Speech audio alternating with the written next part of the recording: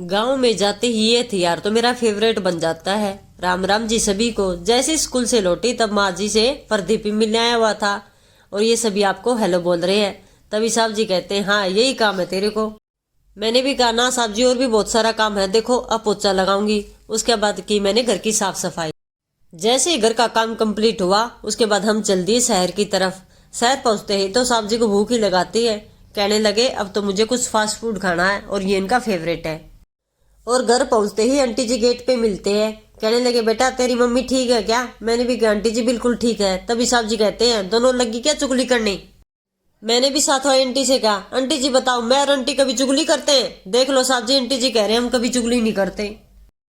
और शाम को काम कंप्लीट ही कर रही थी तभी देवर जी आ जाते हैं और हमारे गुरदीत भी आ जाते हैं और साहब जी और ये तीनों बातें कर रहे थे।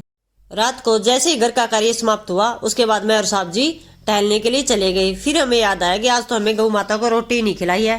फिर साहब जी ने गौ माता को रोटी खिलाई और उसके बाद कहने लगे अब तो मेरे दोस्त मेरा इंतजार कर रहे हैं, अब मैं वहां पे जाऊंगा। गौ माता को रोटी खिलाते ही साहब जी चले गए अपने दोस्तों के पास। राधे राधे, मिलते हैं अगले व्लॉग में।